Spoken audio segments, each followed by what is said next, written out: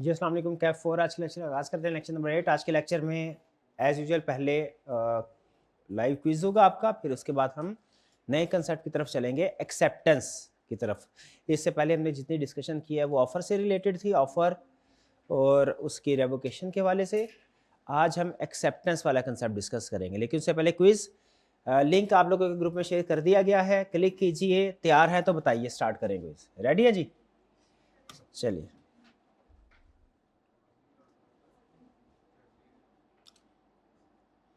पहला क्वेश्चन आपके सामने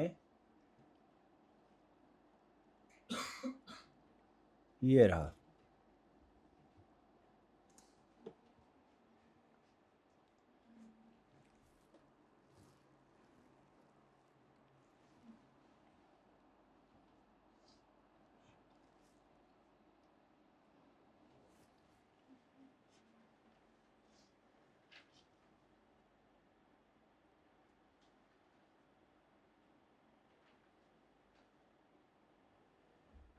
जी, under contracted when is offer legally allowed to revoke offer made to another party.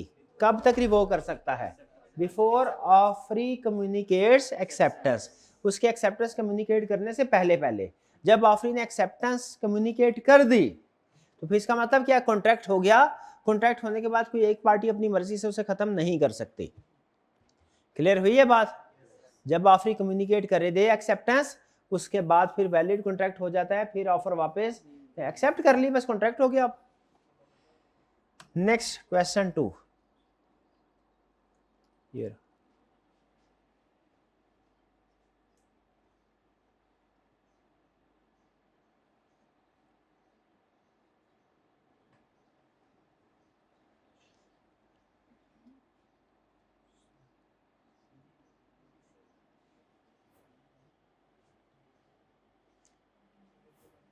If the person to whom offer is made responds by clearly stating they are not interested, what is the legal status? जब clearly कह दिया interested नहीं है तो उसका मतलब क्या किया है हमने? रिजेक्ट कर दिया, ऑफर रिजेक्टेड हो गई। C option.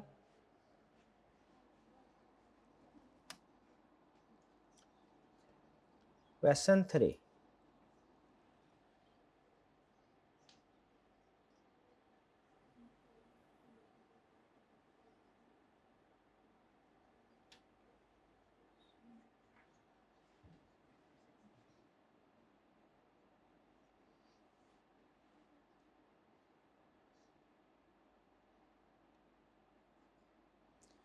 जी, क्या अदील ने ऑफर की जाजिब को, जाजिब ने अभी एक्सेप्ट करने का सोच रहा है, लेटर वगैरह पोस्ट नहीं किया, क्या उस अब इस वक्त जाजिब ने अपनी ऑफर जो दी है उसको कैंसिल कर सकता है? बिल्कुल कर सकता है, लेकिन कब तक कर सकता है? Until Jazib sends out the letter of acceptance. जब तक जाजिब ने लेटर ऑफ एक्सेप्टेंस नहीं सेंड किया, उससे पहले पहले ऑफर रिवोक कर सकता है। जब जाजिब ने लेटर ऑफ एक्सेप्टेंस सेंड कर दिया, फिर अदील ऑफर रिवोक नहीं कर सकता। क्यों नहीं कर सकता? फिर तो कॉन्ट्रैक्ट हो गया, ऑफर प्लस एक्सेप्टेंस होगी, वो तो कॉन्ट्रैक्ट हो गया। डन? इसमें कोई प्रॉब्लम? नेक्स्ट क्वेश्चन 4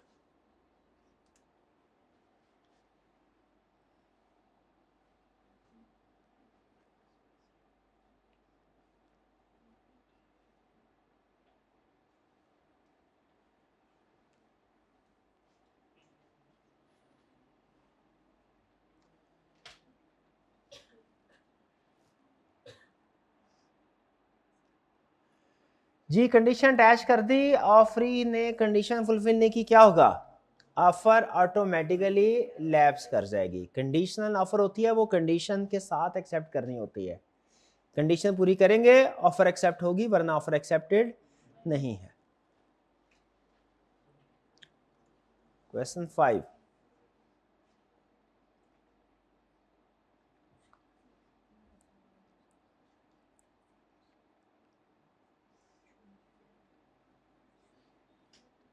ये भी इजी क्वेश्चन।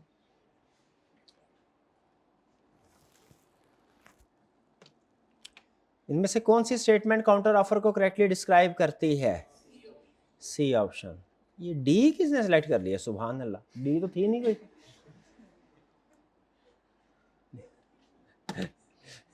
मर्जी है जी आपकी। क्वेश्चन 6,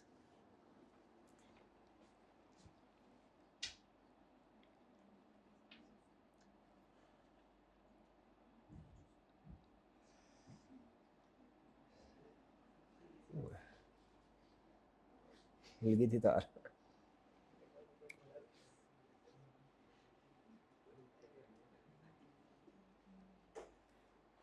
जी, एक्सेप्टेंस से पहले इलीगल हो जाए तो क्या होगा? Lapse automatically. इलीगल हो जाए, सब्जेक्ट मैटर डिस्ट्रॉय हो जाए, आपको होता है ऑफर भी खत्म। ऑफर तो दूर की बात है, एक्सेप्टेंस भी हो गई हो ना तो वो भी खत्म हो जाती है, कॉन्ट्रैक्ट हो गया वो भी खत्म हो जाता है अगर इलीगल हो जाए या डिस्ट्रॉय हो जाए subject matter.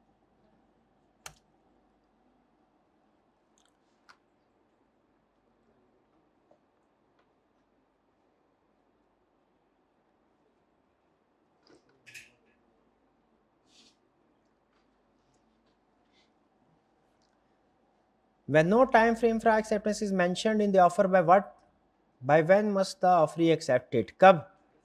Within a period considered reasonable under the circumstances, एक reasonable period के अंदर। और reasonable period क्या होगा, ये केस टू केस वेरी करता है।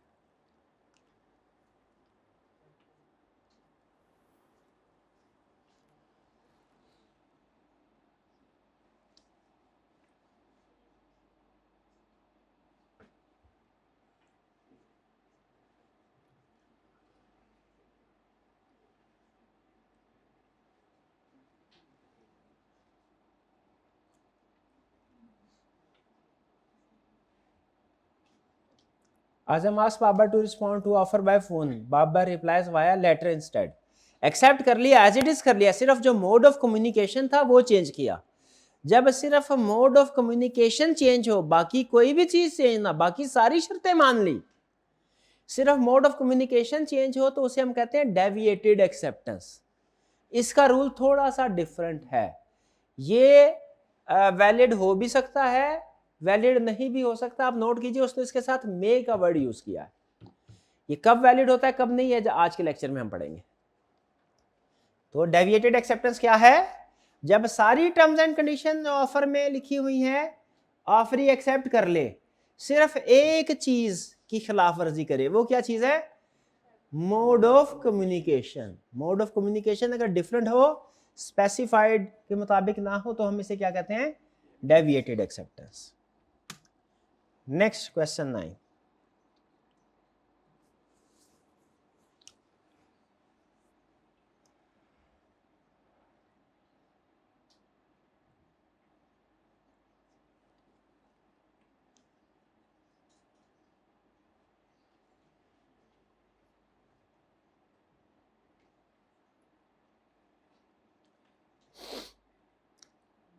Law was passed banning the sale of antique, तो क्या होगा?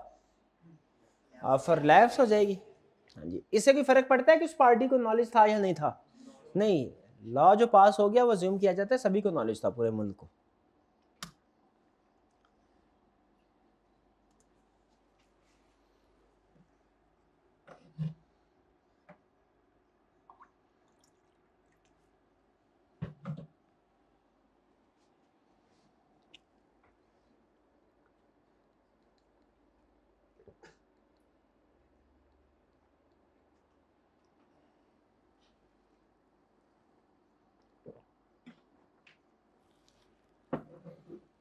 करेक्ट, ये तो वही क्वेश्चन हो गया ना।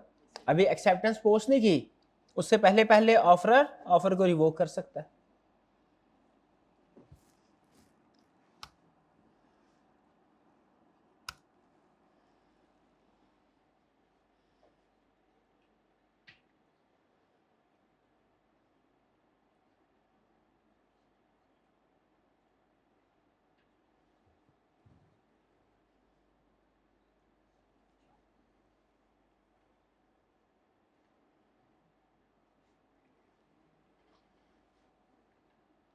कंडीशन ऑफर के साथ की गई थी, इक्विपमेंट तब बेचा जाएगा जब वो सब्सक्रिप्शन ले लेगा जिम की, लेकिन वो सब्सक्रिप्शन नहीं ले सका।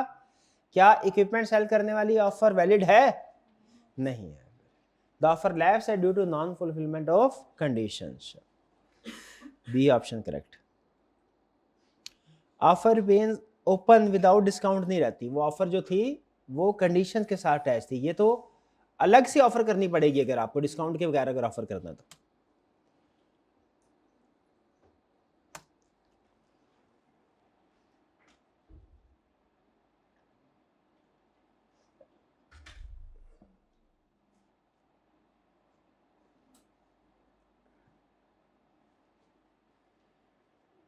ऑफरी बिकम्स इनसेन, वो पागल हो। डेथ और इंसेनिटी का केस सेम है।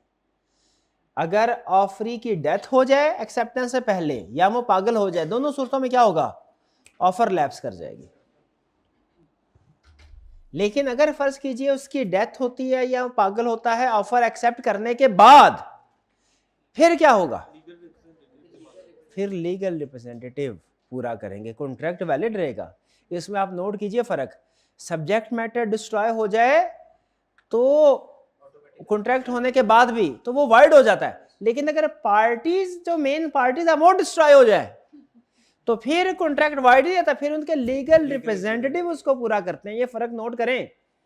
मेन पार्टीज जो है ना, प्रॉमिस उसकी डेथ होना, इनसेन होना और कंसेप्ट है, उसमें अगर कॉन्ट्रैक्ट हो गया, अगर तो वो ऑफर स्टेज में था तो वो खत्म। अगर कॉन्ट्रैक्ट बन चुका है तो पार्टी के डेथ होने की सूरत में कॉन्ट्रैक्ट के ऊपर फर्क नहीं पड़ता, अमूमी तौर पे लीगल रिप्रेजेंटेटिव पूरा करते हैं उस कॉन्ट्रैक्ट को। लेकिन अगर कोई सब्जेक्ट मैटर जैसे घोड़ा था उसकी डेथ हो गई थी, भाई घोड़े की डेथ में और मेन पार्टी जो कॉन्ट्रैक्ट उसकी डेथ में क्या फर्क है, क्या फर्क है, घोड़े की डेथ हुई सब्जेक्ट मैटर था, कॉन्ट्रैक्ट उधर ही खत्म। पार्टीज की डेथ हुई एक्सेप्टेंस के बाद तो कॉन्ट्रैक्ट उधर खत्म नहीं, अब क्या होगा, हाँ अगर ऑफर दी थी अभी कॉन्ट्रैक्ट नहीं हुआ था, लीगल रिप्रेजेंटेटिव ना हो, नहीं घोड़े का लीगल रिप्रेजेंटेटिव नहीं सेल होगा, फिर वो सब्जेक्ट मैटर है। चलिए आगे चलते हैं।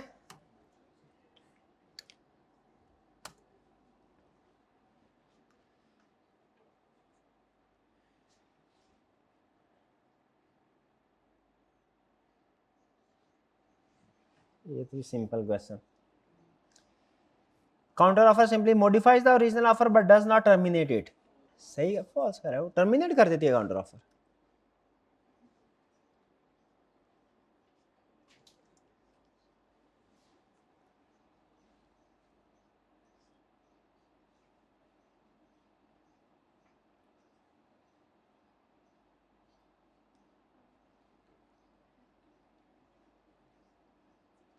Even if subject matter is destroyed after the offer is accepted, the contract still remains, well, subject matter destroy होना फिर contract नहीं रहेगा, फिर contract खत्म हो गया subject matter destroy होने पे।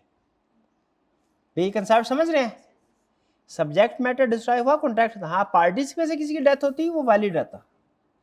जी आज के हमारे टॉपर्स,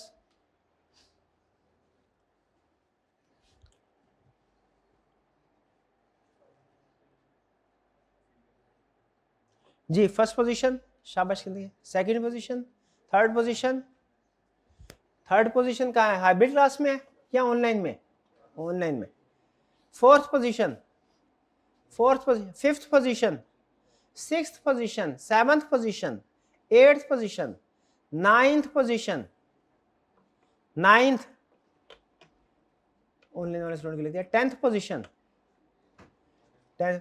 भाई हाइब्रिड क्लास में ये जो बच्चा सामने बैठा है ना पहले फ्रंट पे, ये जरा इससे बात करवाइएगा मेरे भाई। मुझे बताइए हाइब्रिड क्लास में कितनी पोजीशंस आई हैं, कोई भी नहीं, क्यों आई है, क्या हाइब्रिड क्लास में इंटेलिजेंट स्टूडेंट नहीं बैठे हुए, कि सो रहे हैं, वो सो रहे हैं सारे, बताइए क्यों नहीं पार्टिसिपेट किया आपने, आपने पार्टिसिपेट किया मेरे भाई ने, यस या नो, किया या नहीं किया? भैया आवाज नहीं आ रही, आवाज जरा, किया है तो कितनी पोजीशन, चले हर पोजीशन रहने दे, वो कॉन्फिडेंशियल इंफॉर्मेशन होती है। चले कोशिश करेंगे कि कल हाइब्रिड क्लास में प्राइज आए, कोई टॉप पोजीशन बने। हाइब्रिड क्लास में कितने स्टूडेंट्स ये कोशिश करेंगे कि कल उनकी पोजीशन आए टॉप 10 में? शाबाश, बिल्कुल ठीक। चलिए ये था हमारा क्विज। कल के कंसेप्ट्स जो थे हमारे वार्म अप हो गए।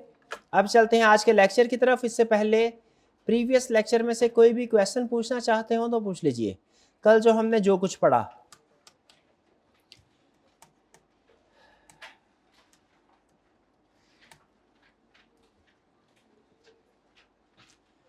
कोई क्वेश्चन? कोई क्वेश्चन नहीं है? अच्छा जी जी, शाबाश, पूछिए।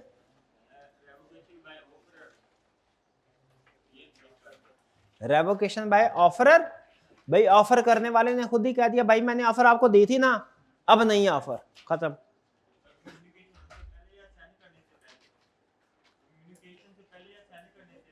भाई एक्सेप्टेंस से पहले जब चाहे ऑफर को रिवोक कर सकते हैं।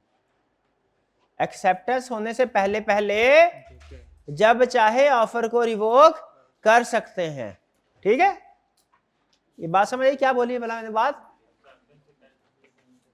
क्या आगे? एक्सेप्टेंस से पहले क्या कर सकते हैं? एक्सेप्टेंस कब होती है? जब एक्सेप्टेंस लेटर सेंड हो जाए। कम्युनिकेट जो है ना, ये जनरल वर्ड है, इससे आपको कंफ्यूजन होगी।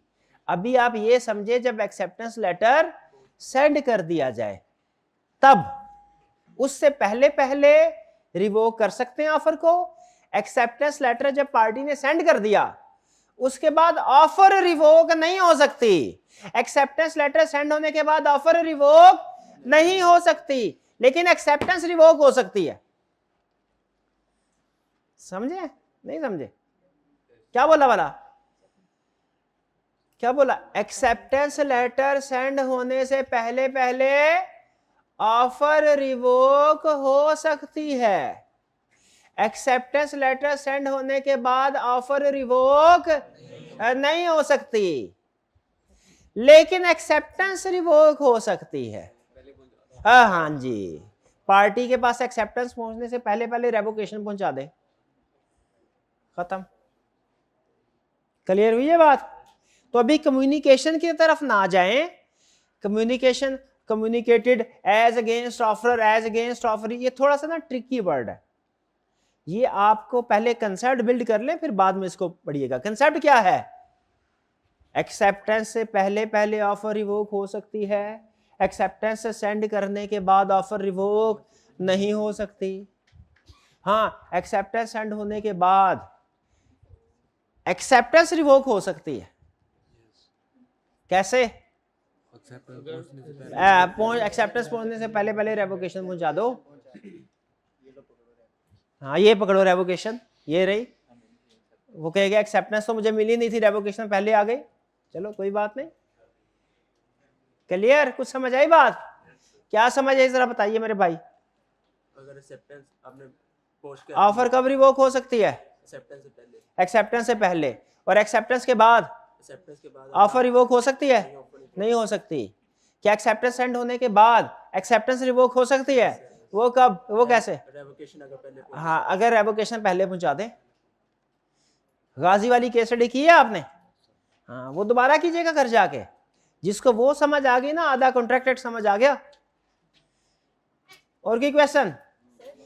हाइब्रिड क्लास में एक स्टूडेंट ने क्वेश्चन पूछा, उनका सर क्या ये हमें सारा याद करना पड़ेगा? देखिए एग्जाम में केस स्टडी भी पूछ सकता है, रिप्रोडक्शन का क्वेश्चन भी पूछ सकता है। उन्होंने कहा सर केस स्टडी अगर पूछेगा वो तो प्रॉब्लम कोई नहीं है, कंसेप्ट केस स्टडी में अप्लाई करना होता है, एज इट इज नहीं छापना होता। तो कंसेप्ट तो हमें पता चल गया तकरीबन, नहीं जो एक दो कसर रह गई, एक दो पॉइंट्स की वो पढ़ेंगे तो समझ आ जाएगी।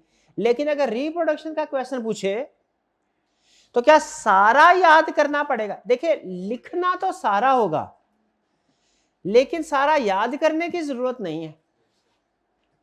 सारा याद करने की जरूरत नहीं है। क्या याद करना है? सिर्फ ये जो मेन हेडिंग्स है ना, सर्कमस्टेंसेस वाली, इस तरह के पॉइंट्स याद कर लें सिर्फ। बाकी आगे खुद भी लिख सकते हैं। अब इसमें दो तरह के स्टूडेंट होते हैं। पहले वो स्टूडेंट जिनकी इंग्लिश नॉर्मल होती है, एक वो स्टूडेंट जिनकी इंग्लिश फारग थी, फारग है वो। मैं जब स्टूडेंट था तो मेरी इंग्लिश थी फारग। वो इंटरमीडिएट में एक चीज को डेफिनेशन समझ के रटा लगाता रहा, पेपर में आई, लिख के आया, बाद में पता चला वो डेफिनेशन थी नहीं। वो डेफिनेशन का सिर्फ वो इंट्रोडक्शन था। तो उस वक्त इतने भी इंग्लिश नहीं आते थे कि पता चल जाए डेफिनेशन शुरू होता है ना, बाज़ का डेफिनेशन से पहले कोई स्टार्टिंग लाइन एक आधी लिख दी जाती है। ठीक है, हाँ, तो बाज़ ऐसे होता है। तो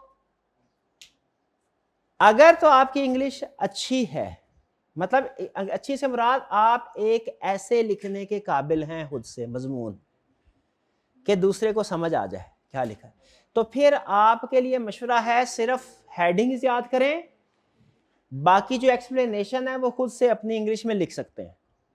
अब चूंकि आपने 2-3 दफ़ा पढ़ा होगा ना, तो खुद से भी इंग्लिश अगर लिखने लगेंगे ना, तो 2-3 अल्फाज जो इस्तेमाल हुए ना उसके अंदर वो आपके जहन में आ जाएंगे और लिख देंगे। लेकिन अगर आपकी इंग्लिश फारग है तो फिर आपने पहले सर्कमस्टेंसेस याद करनी है, फिर उसके बाद एक्सप्लेनेशन में ये जो कुछ अल्फाज बोल्ड हुए हैं ना, ये अल्फाज आपने इंश्योर करना है सोल्यूशन में आ जाए। अगर ये आ गए ना आपके, तो फिर आपका पॉइंट पार।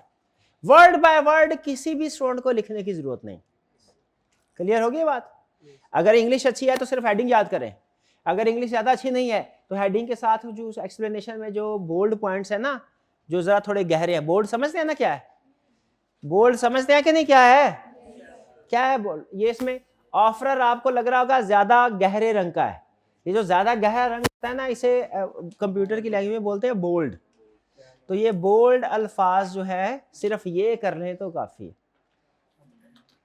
ठीक है, वर्ड बाय वर्ड ला आपने याद नहीं करना कोई भी चीज़। प्रोफेशनल क्वालिफिकेशन में वर्ड बाय वर्ड याद करने को डिस्करेज किया जाता है बल्कि।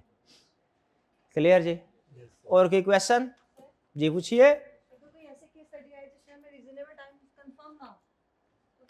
रीजनेबल टाइम कंफर्म ना हो तो उसमें आप इफ करके लिख दीजिए, if reasonable time has passed, offer lapse. If reasonable time is not passed, offer still valid. reasonable time case to case vary करता है ना भाई। मैंने एक बंदे को कहा ये जगह है, प्लॉट है, इसके ऊपर घर बना दो, टाइम नहीं मैंने उसे मेंशन किया कोई, और उसे पैसे दे दिए। अगले दिन मैं आया, घर नहीं बना हुआ था, क्या मैं ये कह सकता हूं कि इसने कॉन्ट्रैक्ट तोड़ा है? क्यों? अगले दिन मैं आया, घर नहीं बना हुआ। घर एक दिन में थोड़ी बनता है। अभी आपको पता है ना घर बनाने में रिजनेबल टाइम क्या, वो 3-4-5 महीने, तो 6 महीने तो कहीं नहीं गए मूवी तौर पे, 4-5 महीने तो रिजनेबल टाइम होता ही है ना। ठीक है, लेकिन मैं जूस पीने के लिए गया और उधर मैंने उसको ऑर्डर दिया, वो गया जूस लेने के लिए, 1 घंटा गुजर गया, वो आया ही नहीं।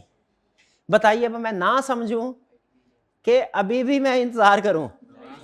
ना समझ लूं क्यों? उधर तो 1 दिन गुजर गया था, आपने कहा था सर अभी तो बड़ा टाइम है। इस वाले एग्रीमेंट में केस में आप कह रहे हैं सर 1 घंटा भी बहुत है।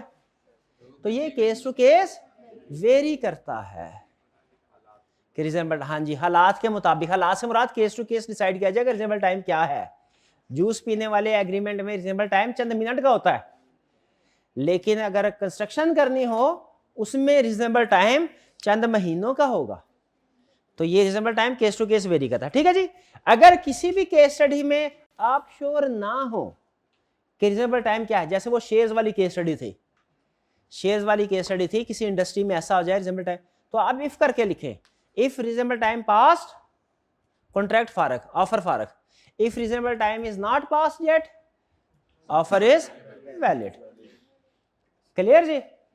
ठीक है, तो जब भी कहीं किसी सिचुएशन में आप अनक्लियर हो तो बेहतर है कि दोनों ऑप्शंस को डिस्कस कर लें। डन? और कोई क्वेश्चन? शाबाश, पूछिए पूछिए। अच्छा, एक और व्हाट्सएप ग्रुप में स्टूडेंट ने क्वेश्चन पूछा, सर केस स्टडी कैसे सॉल्व करनी चाहिए, केस स्टडी कैसे प्रेजेंट करनी चाहिए, पहले क्या लिखें बाद में क्या लिखें, लीगल प्रोविजन लिखनी नहीं लिखनी, कब लिखनी? तो वो तो मैंने अभी आपको सिखाया नहीं, आपको पता है ना ये बात। अभी मैंने आपको बताया था केस स्टडी को 2 स्टेप्स में हम सीखते हैं। एक, पहले उसका एनालिसिस करना सीखते हैं है क्या चीज, फिर दूसरा उसको प्रेजेंट कैसे करना है। अभी मैं आपको सिर्फ एनालिसिस सिखा रहा हूँ, प्रेजेंट करना आपको मैं चले नेक्स्ट वीक में कोशिश करूंगा सिखा दूँ, नेक्स्ट वीक में सिखा दूंगा। ठीक है, हालांकि ज्यादा हम क्या भला एनालिसिस करना ज्यादा, प्रेजेंटेशन सीए में नहीं अहम होती। एनालिसिस ज़्यादा अहम है, ठीक है। लेकिन बहरहाल प्रेजेंटेशन भी किसी हद तक अहम तो ज़रूर है, वो आपको नेक्स्ट वीक में सिखाऊंगा। और कोई क्वेश्चन? कोई क्वेश्चन हाइब्रिड क्लास में से? कोई क्वेश्चन? शाबाश, पूछिए। अगर कोई क्वेश्चन नहीं है तो नो क्वेश्चन कह दीजिए, लेकिन मुझे आवाज़ आनी चाहिए ताकि पता चले हमारा कनेक्शन बना हुआ है। ये ना उधर सारे सो रहे हो, चेक करके आओ सो रहे हैं कि नहीं। जी भाई, ये बाबा इतनी थकी है बाबा, अब तो रोजे भी खत्म हो गए भैया, आप थोड़ा जानदार थोड़ा। हाँ हाँ, नो सर, अब आ रही, शाबाश। ये फीमेल साइड से भी जरा पूछिए इनसे, क्वेश्चन तो नहीं है इनका। हाँ, ये जो सेकंड बैच में मेरी बहन बैठी है जिनसे पूछिए, शाबाश।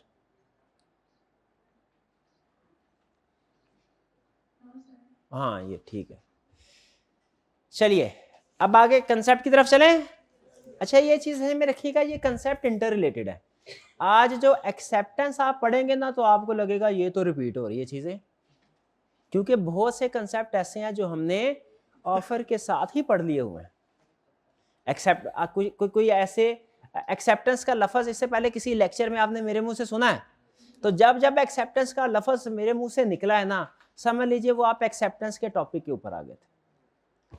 आज हम यही पढ़ने जा रहे हैं, क्या कि एक होती है ऑफर और एक होती है एक्सेप्टेंस, और ऑफर प्लस एक्सेप्टेंस क्या होता है? प्रॉमिस, ठीक है। तो ऑफर वाली साइड हमने पढ़ ली, उसमें क्या पढ़ा? एसेंशियल्स ऑफ ऑफर क्या होती है, ऑफर के एसेंशियल्स क्या हैं, क्या चीजें सारी पूरी होंगी तो हम उसे कहेंगे वैलिड एसेंशियल ऑफर है। ऑफर को रिवोक करना हो तो कैसे हो करेंगे, जरा गैस कीजिए। अब एक्सेप्टेंस में हम क्या 3 चीजें पढ़ेंगे कम से कम?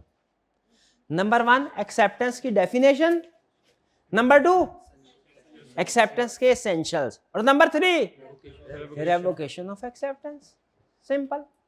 ऑफर में भी तकरीबन यही चीजें पड़ी थी ना, कोई इक्का दुक्का कोई होगा, हाँ टाइप्स ऑफ ऑफर थी, लेकिन यहाँ पे टाइप्स ऑफ एक्सेप्टेंस नहीं है कोई कंसेप्ट, मेन यही थी। तो आइए जरा इसको स्टडी करते हैं।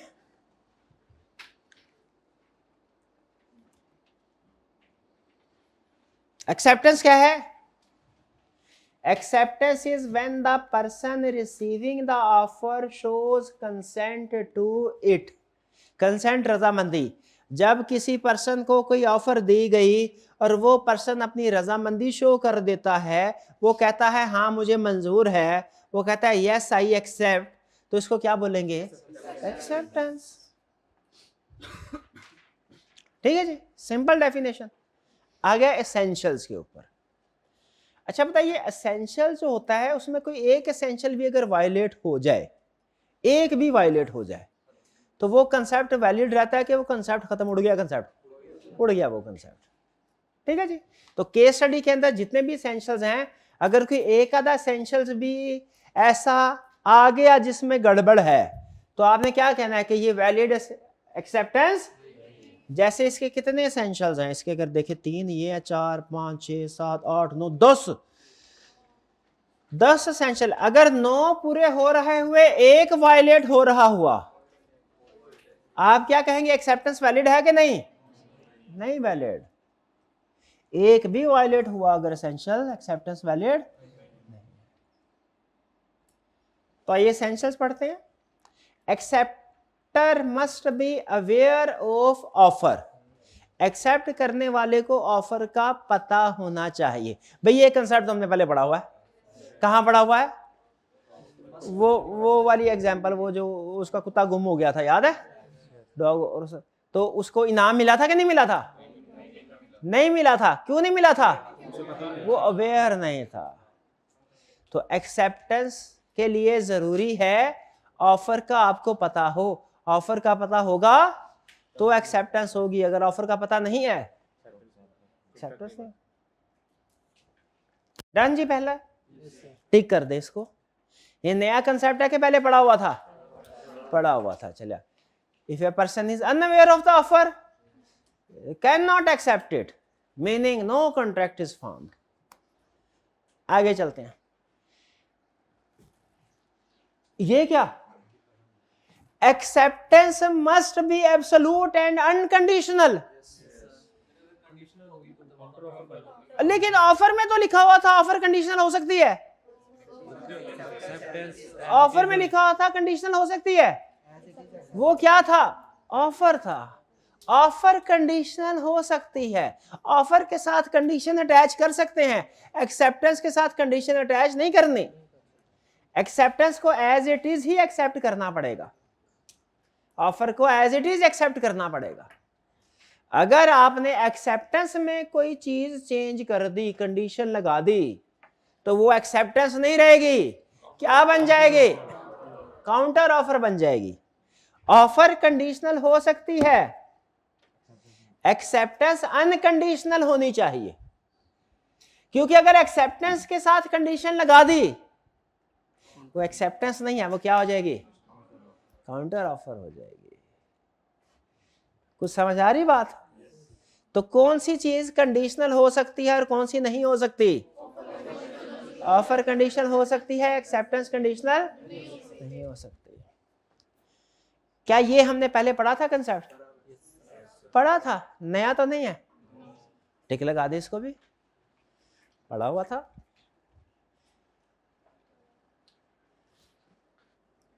तीसरा पॉइंट मुझे हाइब्रिड क्लास के स्टूडेंट बताएंगे, हाइब्रिड क्लास के स्टूडेंट, कि ये हमने पढ़ा हुआ है कि नहीं। Within stipulated or reasonable time, stipulated का मतलब होता है specified time।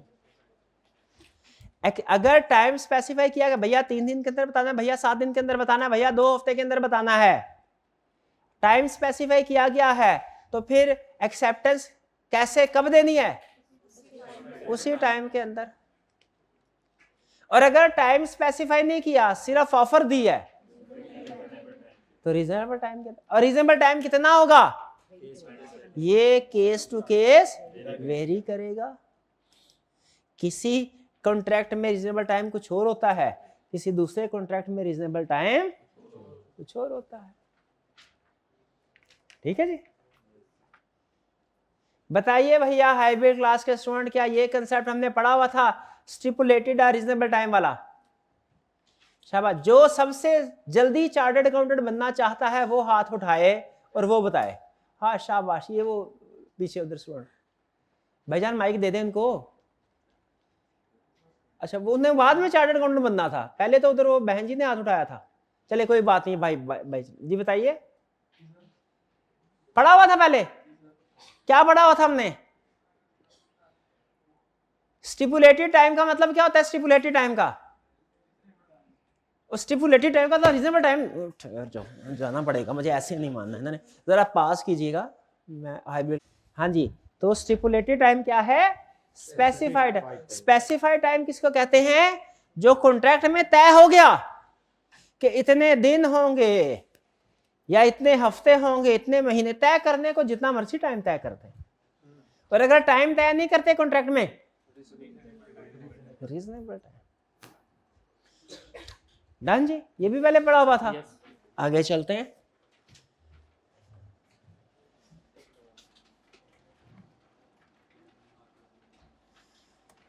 With in stipulated और रीजनेबल मैनर आर मोड, ये तो वही आ गया जो भी पढ़ा है, ये वही कंसेप्ट आ गया जो भी पढ़ा है ना।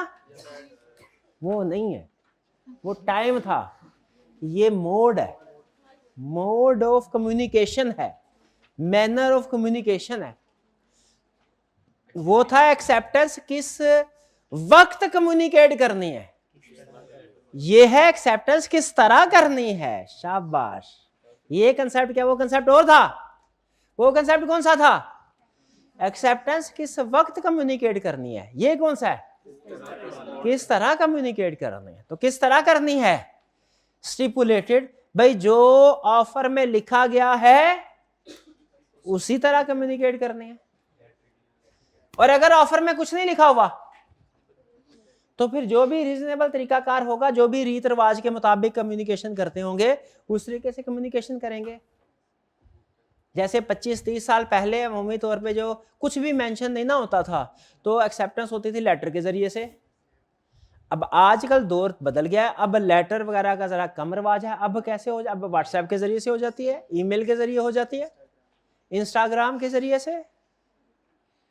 ठीक है, ठीक है। स्नैपचैट में जो ऑफर एक्सेप्टेंस होती है उसका कॉन्ट्रैक्ट से कोई ताल्लुक नहीं है। तो अच्छा, अब इसमें फर्क क्या है, इसमें फर्क क्या है? If the mode is deviated, अगर देखें, अगर तो पार्टी ने कहा भैया 7 दिन के अंदर क्या आप हमारी मशीनरी खरीदेंगे, अगर खरीदेंगे 7 दिन के अंदर अंदर बता दें, मैंने 10 दिन के बाद बताया, ऑफर वैलिड की ऑफर खत्म खत्म। अच्छा, मैंने बताया 7 दिन के अंदर ही, उन्होंने बोला था लेटर के जरिए बताना, मैंने ईमेल के जरिए बता दिया। ये क्या, ये डेविएटेड एक्सेप्टेंस है, ये क्या है, डेविएटेड। देखिए मोड या मैनर जो होता है ना, इसमें लॉ ने थोड़ा सा लाइटर वर्जन रखा है, इसमें लॉ थोड़ा नरमी का सलूक करता है। किसमें करता है जी? मैं उसी की तरफ तो वही तो बताना है। आज के लेक्चर का सबसे समझ लीजिए अहम कंसेप्ट ही यही है। पहले तो मैं आपको ये समझाना चाह रहा हूं कि मैनर और टाइम, इन दोनों में फर्क है। कोई भी और कंडीशन हो ना मैनर के अलावा, जैसे टाइम एक कंडीशन हो सकती है, कोई भी और कंडीशन हो, मैनर या मोड ऑफ कम्युनिकेशन के अलावा। Manner of communication, mode of communication का मतलब क्या है? एक्सेप्टेंस किस तरीके से दूसरे बंदे तक पहुंचानी है। इसके अलावा अगर और किसी चीज की भी खिलाफ वर्जी की ना, ऑफर उधर ही खत्म, फारग। लेकिन अगर मैनर की खिलाफ वर्जी की, मोड ऑफ कम्युनिकेशन की खिलाफ वर्जी की, तो कोर्ट कहता है चीजें तो सारी पूरी हो गई है, बस ये है कि उसने कहा था किसी और तरीके से और इसने एक्सेप्टेंस दी है किसी और तरीके से। ठीक है? तो भाई थोड़ा सा लाइटर सलूक करना चाहिए कि नहीं करना चाहिए, मुझे ये बताएं। करना चाहिए। ठीक है जी।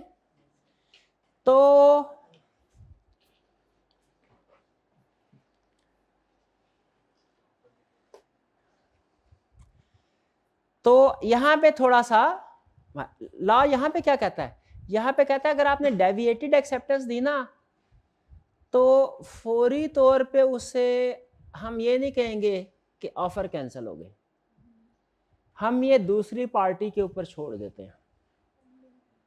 वो डेविएटेड एक्सेप्टेंस को मंजूर कर लेती है कि नहीं, हम ऑफर करने वाले के ऊपर छोड़ देते हैं, वो डेविएटेड एक्सेप्टेंस को एक्सेप्ट कर ले या नहीं।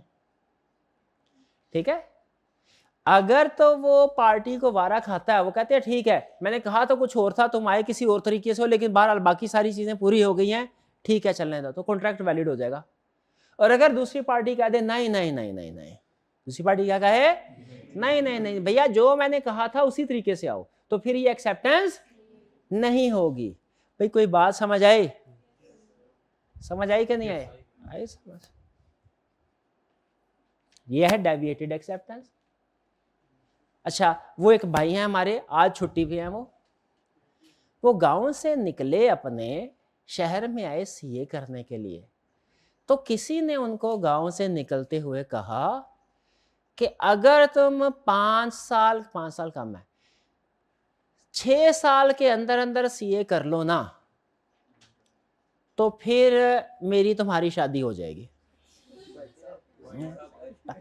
ऑफर है, ऑफर। भैया छुट्टी पे है, तैयारी कर रहा है भाई साहब ऑफर है। देखिए साथ में टाइम मेंशन है।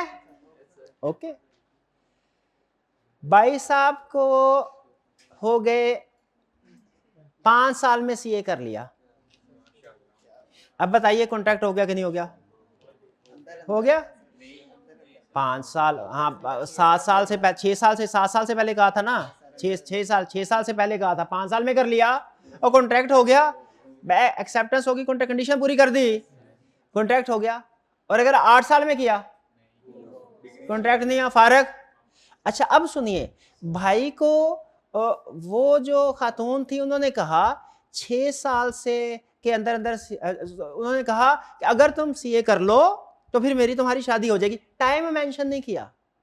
भाई आए सीए करने के लिए लाहौर, और उन्हें कोई थोड़ा सा टाइम ज्यादा लग गया, कोई 42 साल लग गए उनको ठीक है, कोई 60 साल की उम्र में उन्होंने सीए किया। अब बताइए जाके वापिस ये कह सकते हैं कि भाई जो ऑफर की थी, कॉन्ट्रैक्ट किया था, पूरा करो? कह सकते हैं कि नहीं कह सकते? क्यों नहीं कह सकते? Reasonable time mention. अब समझ गए हैं इसमें रीजनेबल टाइम क्या भाई? चंद एक सीए में तो चंद एक साल रीजनेबल टाइम, लेकिन 40-50 साल थोड़ी रीजनेबल टाइम है। ठीक है, ये केस टू केस वेरी करता है टाइम। एग्रीड?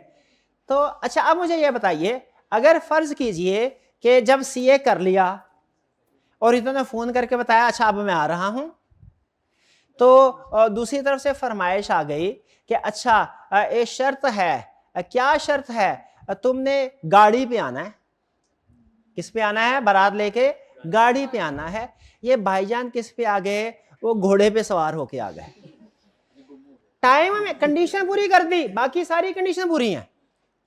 टाइम के अंदर सीए भी क्वालिफाई कर लिया, जो टाइम दिया था उसके अंदर कर लिया, लेकिन जो मोड ऑफ कम्युनिकेशन है वो डिफरेंट है। खुद बताइए, क्या इस जरा सी बात के ऊपर बात खत्म कर देनी चाहिए? नहीं। लॉ भी यही कहता है जब चीजें सारी पूरी कर देना, मोड ऑफ कम्युनिकेशन डिफरेंट हो, तो हम इसमें फिर दूसरी बाय डिफॉल्ट ऑटोमेटिकली ऑफर को खत्म नहीं करेंगे। हम ये बात दूसरी पार्टी पे छोड़ देंगे कि अगर दूसरी पार्टी को वारा खाता है तो वो कहेगी ठीक है, कहा तो मैंने गाड़ी पे था, चलो आप घोड़े पे, चलो कोई बात नहीं, आ तो गए हो ना, से तो कर ले, एक्सेप्ट कर ले। और अगर दूसरी पार्टी कहे नहीं नहीं नहीं वापिस जाओ दोबारा और गाड़ी पे बैठ के आओ, तो फिर क्या करना होगा? भाई बात समझ आई थोड़ी? यानी मोड ऑफ कम्युनिकेशन बाकी कंडीशन से डिफरेंट है, इसमें थोड़ा सा लॉ ने सहूलत दी है। अच्छा मुझे बताइए, मोड ऑफ कम्युनिकेशन में अगर दूसरी पार्टी कह दे कि चलो ठीक है ओके, कॉन्ट्रैक्ट हो जाएगा? अगर दूसरी पार्टी कहे नहीं नहीं नहीं नहीं वापस जाओ गाड़ी पे आओ, फिर नहीं होगा। $1,000,000 क्वेश्चन, अगर दूसरी पार्टी साइलेंट रहे, क्या कहते हैं आप? कॉमन सेंस क्या कहती है? ये लॉ भी यही कहता है कि कॉन्ट्रैक्ट। अब आइए जरा इसको हम पढ़ते हैं। इस एग्जाम क्या कह रहा है? Acceptance should be made in the manner specified in the proposal और इन ए यूजुअल मैनर इफ अनस्पेसिफाइड। अगर स्पेसिफाई नहीं किया गया तो जो भी नॉर्मल, ये तो बात होगी नॉर्मल। अब क्या? If the mode is deviated, अगर मोड ऑफ कम्युनिकेशन डेविएटेड है, डिफरेंट है, देखिए शर्तें सारी पूरी की हैं, सिर्फ वो जो कम्युनिकेट करने का मोड है वो डिफरेंट है, फिर क्या होगा? Offeror can accept the alternate acceptance. Offeror इस एक्सेप्टेंस को, जो डेविएटेड एक्सेप्टेंस है, इसे एक्सेप्ट कर सकता है, चाहे वो कहे ओके, कहा मैंने कुछ और था, चलो ठीक है आ गए ओके, कैन एक्सेप्ट, या offeror may insist the offeree to follow the prescribed manner. या क्या कहेगा ऑफरर कि भैया गले में आओ, या एक्सेप्ट कर लो, या कहे नहीं जिस तरीके से बोला उस तरीके से आओ। और फिर अगली बात वही जो आपने बोल दी है, क्या? If the offeror does not specify promptly, अगर ऑफरर नहीं बताता फिर क्या होगा? It is assumed that they accept the alternate method. ये बात पूरी समझ आई कि नहीं आई? जरा फिर से पढ़े। आज के लेक्चर का सबसे अहम कंसेप्ट यही था, जो मेथड बोला उसी के मुताबिक एक्सेप्टेंस देनी चाहिए। केस स्टडी में हमेशा दूसरा मेथड लगाएगा, क्योंकि उसने आपका नॉलेज टेस्ट करना है ना। कहेगा कहा था लेटर से, एक्सेप्टेंस दे दी ईमेल से, क्या वैलिड एक्सेप्टेंस है? आप क्या लिखेंगे? आप लिखेंगे ऑफरर के पास ऑप्शन है, वो चाहे तो इसको एक्सेप्ट भी कर सकता है और चाहे तो इंसिस्ट ऑन परफॉर्मेंस भी कर सकता है। मे एक्सेप्ट, ऑफरर मे एक्सेप्ट, और offeror may insist on specified performance, कि भैया जिस तरीके से बोला उस तरीके से आओ। और अगर ऑफरर ना एक्सेप्ट कहता है, ना ही इंसिस्ट करता है, साइलेंट रहता है, फिर क्या ज्यूम करेंगे? एक्सेप्ट हो गया। कुछ कुछ समझ आ रही है कि नहीं आ रही? हाँ। अब बताइए, ये पॉइंट पहले पढ़ा था कि नहीं पढ़ा था? ये नहीं पढ़ा हुआ था पहले। हाँ, लेकिन टिक लगा ले, इसको समझ आ गया कि नहीं आ गया? भाई बोले समझ आया कि नहीं आया? मेरे भाई को समझ आ गया? पक्की बात है। ऑनलाइन वाले स्टूडेंट को समझ आ गया होगा कि नहीं? नहीं आया होगा, एक दफा और हो जाए, पता नहीं उनको आया होगा कि नहीं आया होगा। क्या समझ आ गया होगा? नहीं आया होगा, नहीं आया, फिर से। अच्छा मुझे बताइए, उसने कहा ऑफर ने कहा भैया ऐसा करो कि तुम मुझे, अगर मेरी ऑफर मंजूर होना तो मुझे फौरी तौर पे कॉल कर देना, मुझे फौरी तौर पे कॉल। ऑफर मंजूर थी और हमने व्हाट्सएप मैसेज कर दिया, कॉल नहीं की, क्या कर दिया, व्हाट्सएप मैसेज, एक्सेप्टेड गई किया है। ये एक्सेप्टेंस क्या कहलाती है? ये काउंटर ऑफर तो नहीं है ना, ये डेविएटेड एक्सेप्टेंस है। दूसरी पार्टी ने उस मैसेज को सीन कर लिया, क्या कर लिया, कोई जवाब नहीं दिया, कॉन्ट्रैक्ट हो गया कि नहीं हो गया? क्या बाद में पार्टी ये कह सकती है कि भाई मैंने तो जो मोड कहा था तुमने उसके मुताबिक नहीं आए तो कोई कॉन्ट्रैक्ट नहीं, क्या कॉन्ट्रैक्ट हो गया? हो गया। अगर दूसरी पार्टी चाहती है नहीं कॉल ही करे मुझे, फिर क्या है? हाँ, फिर जैसे ही उसने मैसेज देखा फौरन कहे भैया कॉल करो वरना कॉन्ट्रैक्ट नहीं होगा, बताना पड़ेगा। डन। चलिए, ये ऑनलाइन वाले भाई को समझ आ गया होगा कि नहीं आ गया होगा? चलिए आगे। नहीं समझ आया होगा तो कोई बात नहीं, आगे केस स्टडीज है ना, केस स्टडीज है ना। हाँ जी, दोबारा हो जाए, हाँ दोबारा बैक नहीं कर लेगा भाई जी।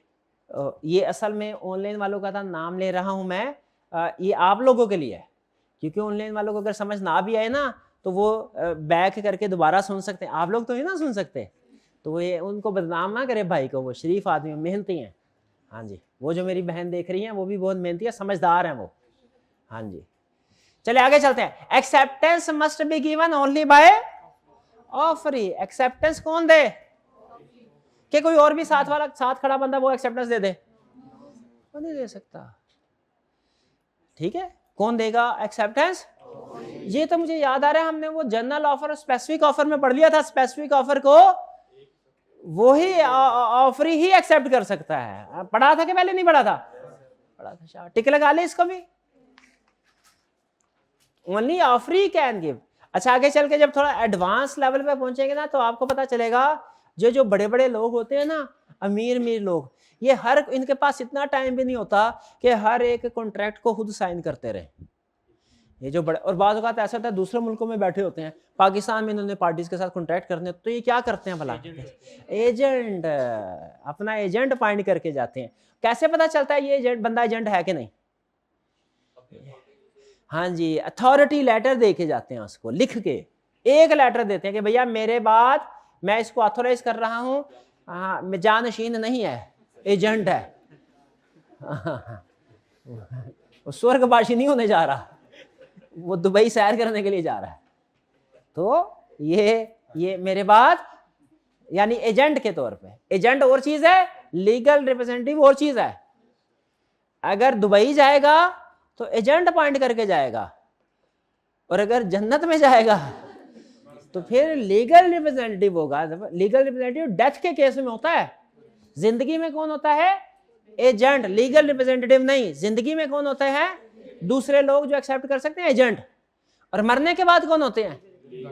लीगल रिप्रेजेंटेटिव, और घर वाले। फिर आगे चलते हैं। Acceptance can not precede an offer. ये तो अब कुछ चीजें ऐसी है बंदा सोचता रहता है लिखी क्यों अल्लाह, पता नहीं उसके ज़हन में क्या आया होगा। कह रहा है एक्सेप्टेंस ऑफर से पहले नहीं, प्रीसीड का मतलब होता है कम बिफोर, पहले आना। एक्सेप्टेंस ऑफर से पहले नहीं हो तो नहीं हो सकती ना।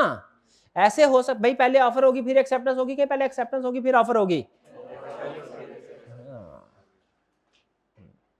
जब तक दुनिया में कोई टाइम मशीन नहीं इजाद हो जाती जिसमें हम वापस पास्ट में जा सके, हमेशा यही होगा, पहले ऑफर। लेकिन जब टाइम मशीन इजाद हो जाएगी ना, फिर इस कंसेप्ट को बदलना पड़ेगा। फिर मैं आज इनको ऑफर करूंगा और ये टाइम मशीन में बैठ के 2 दिन पहले जाके, इनको पता होगा कि मैंने 2 दिन बाद ऑफर करनी है, तो ये एक्सेप्टेंस उस वक्त दे सकते हैं। लेकिन अभी तो नहीं ना दे सकते, अभी नहीं दे सकते। अंडरस्टूड है? क्या अंडरस्टूड है भैया? ऑफर पहले होगी, इसमें क्या बताने की क्या बात है? थी कोई बात बताने की? चलिए आगे चलते हैं। जी जी, इनविटेशन ऑफर में तो पहले ऑफर को एक्सेप्ट किया था, उसके बाद ऑफर। नहीं, इनविटेशन टू ऑफर में पहले इनवाइट किया था। इनविटेशन टू ऑफर ऑफर नहीं होती, वो एक्सेप्टेंस भी नहीं होती।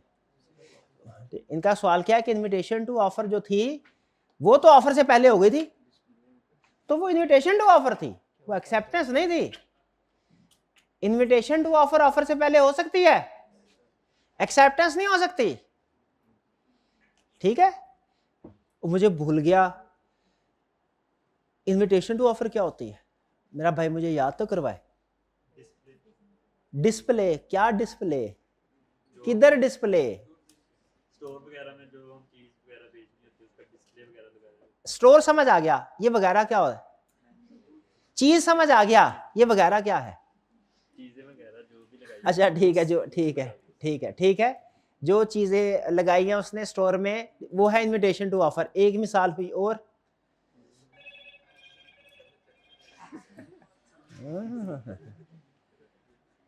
गुड। बस ये सेमी एंटरटेनमेंट की है आपने, हमें फुल एंटरटेनमेंट नहीं प्रोवाइड की। फुल एंटरटेनमेंट खड़े हो गए, फुल एंटरटेनमेंट। बैठ जा मजाक कर रहा हूँ। हाँ मेरा भाई, क्लॉथिंग ब्रांड हो गया। क्लॉथिंग ब्रांड हो गया भाई। इनविटेशन टू ऑफर की मैंने 4-5 एग्जांपल आपको बताई थी, मुझे कोई सी एक एग्जांपल बता दे जो मेरे जहन में है, जो आजकल आई कैब की फेवरेट है, तो फिर मैं आपको छोड़, मैं समझूंगा कंसेप्ट पूरा हो गया। बताइए कौन सी इनविटेशन टू ऑफर की? कौन से? वेडिंग कार्ड कौन सा ला पढ़ते आए हो?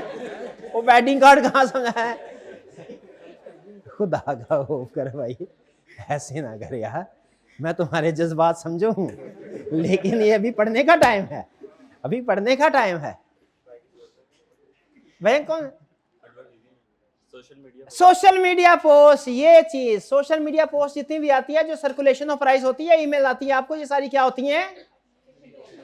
Invitation to offer. शाबाश, क्लियर। चलिए आगे चलते हैं। ये बात समझ आ गई, acceptance can not precede an offer, acceptance must be given after receiving offer, it can not be given before the offer. भाई अंडरस्टूड है। आगे चलते हैं। Rejected offer can not be accepted unless renew. एक दफा जो ऑफर आपने reject कर ली ना, फिर उसको दोबारा एक्सेप्ट। बंदे ने कहा 10,000, हमने कहा 8,000, उसने कहा नहीं बेचता, मैंने कहा ये 10,000 पकड़ो। क्या अब 10,000 वो एक्सेप्ट करने का लायबल है? नहीं। क्यों भला? क्योंकि 10,000 वाली ऑफर मैंने काउंटर ऑफर के जरिए रिजेक्ट कर दी थी, और अब जब तक वो दोबारा 10,000 नहीं बोलेगा ना, मैं रिजेक्टेड ऑफर को एक्सेप्ट नहीं कर सकता। Rejected offer can not be accepted. और ऑफर कब रिजेक्ट होती है भला? जब काउंटर ऑफर कर दिया जाए, या जब उसको सीधा कह दिया जाए नो।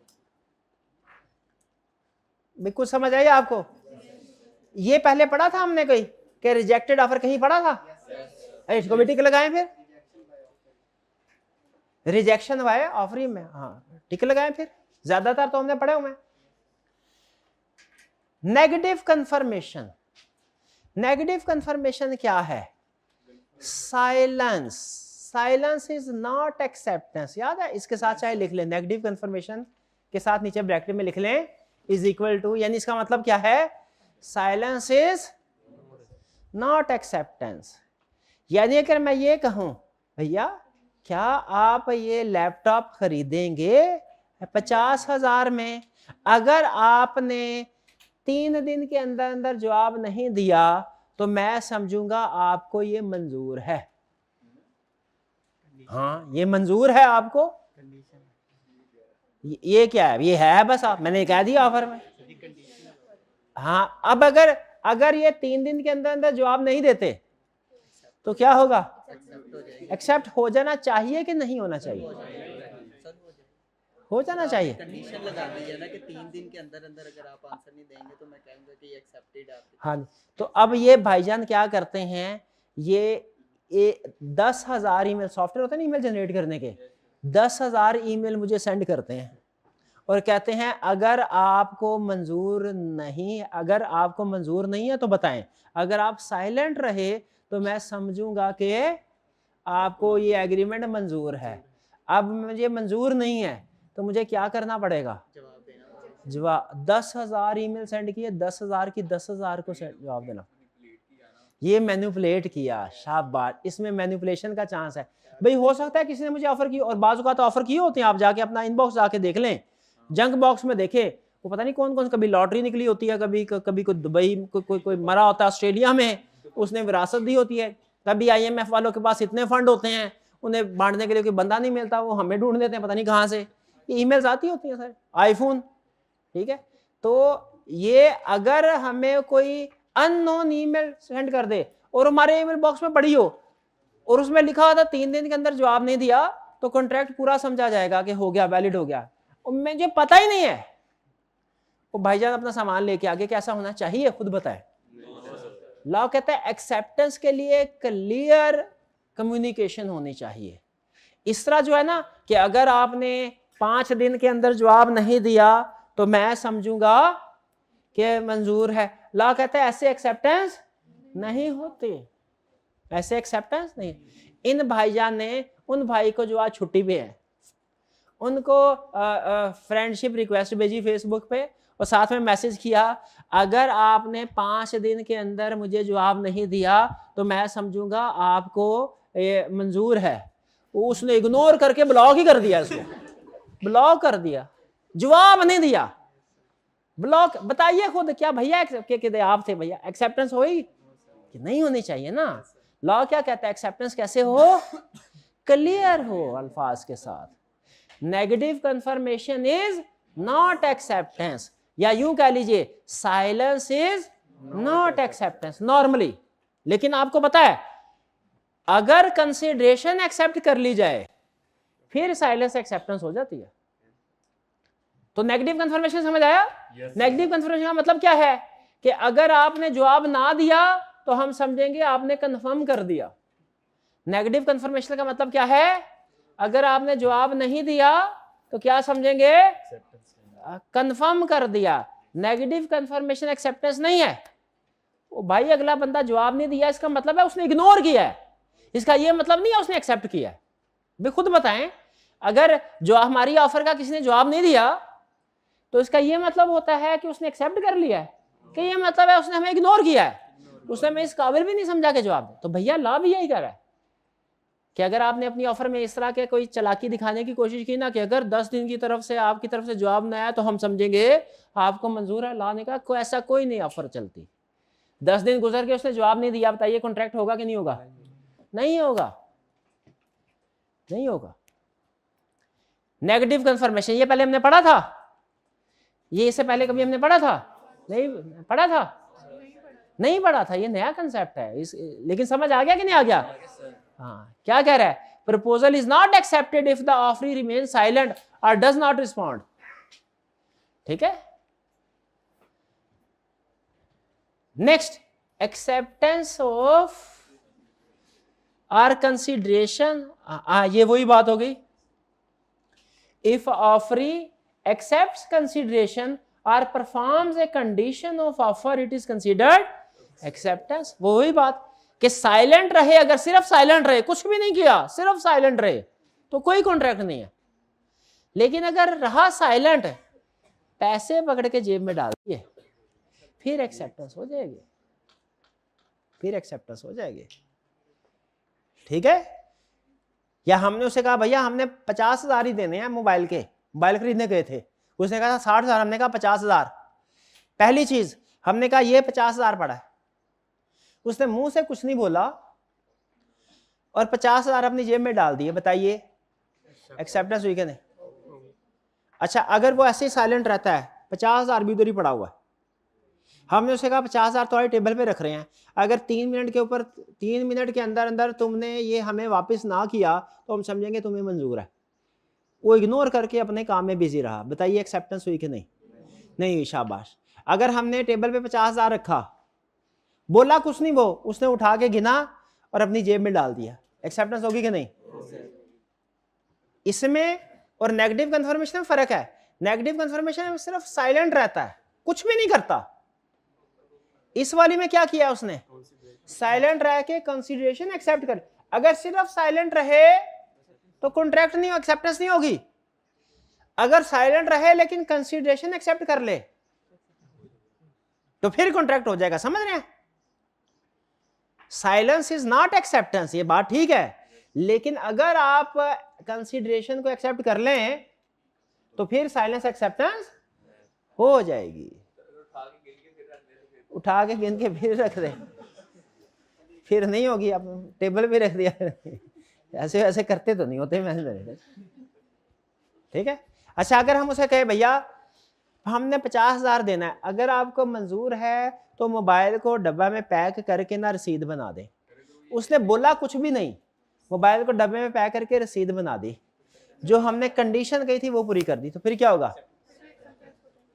एक्सेप्टेंस हो जाएगी। अगर वो ये कह रहे कि 50,000 रख भी ले और कहे कि आप मोबाइल ले जाओ और अगली मरतबा जब आप आओ तो 10,000 दे देना फिर। अगर वो कहे हमसे कि भैया देना मैंने 60,000 का ही है, ये मोबाइल पड़ा है, 50,000 मुझे दे दो, 10,000 अगली दफा दे जाना, तो फिर अब ये उसकी तरफ से काउंटर ऑफर है। अब ये हमने फैसला करना है। अगर हमने मोबाइल उठा लिया तो फिर इसका मतलब क्या हुआ? हमने काउंटर ऑफर एक्सेप्ट कर, अब अगली दफा जब आएंगे तो 10,000 साथ लाने पड़ेंगे। Last, acceptance must be communicated. भाई ये तो हम कई दफा पढ़ चुके हैं। Acceptance is communicated in 2 phases। कैसे? एक जब सेंड करते हैं और दूसरा जब डिलीवर हो जाती है। रूल क्या है? जब एक्सेप्टेंस सेंड की उससे पहले पहले ऑफर रिवोक कर सकते हैं, सेंड करने के बाद ऑफर रिवोक नहीं कर सकते। पहले फेज का असूल ये है। दूसरे फेज का असूल क्या है कि एक्सेप्टेंस पहुंचने से पहले पहले एक्सेप्टेंस रिवोक कर सकते हैं, एक्सेप्टेंस पहुंचने के बाद रिवोक नहीं कर सकते। एक्सेप्टेंस वाला कंसेप्ट 2 स्टेप्स में है, 2 फेजेस में है। पहला स्टेप या पहला फेज क्या है? एक्सेप्टेंस सेंड होना। दूसरा क्या है? एक्सेप्टेंस डिलीवर होना। एक्सेप्टेंस सेंड होने का क्या रूल है? एक्सेप्टेंस सेंड होने से पहले पहले ऑफर रिवोक कर सकते हैं, एक्सेप्टेंस सेंड होने के बाद ऑफर रिवोक नहीं कर सकते। यह है एक्सेप्टेंस सेंड होने का rule, first part. Second phase क्या है? एक्सेप्टेंस डिलीवर होना। उसका क्या रूल है? एक्सेप्टेंस डिलीवर होने से पहले पहले एक्सेप्टेंस रिवोक कर सकते हैं, एक्सेप्टेंस डिलीवर होने के बाद एक्सेप्टेंस रिवोक नहीं कर सकते। देखिए वही बात है। ये पहले पढ़ा हुआ है कि नहीं कंसेप्ट? पढ़ा हुआ है, लेकिन ना पहले समझ आया ना अभी समझ आया है ना। एक्सेप्टेंस का रूल क्या है? ऑफर का रूल देखें, ऑफर सेंड किया ना, एक्सेप्टेंस से पहले पहले रिवोक कर सकते हैं,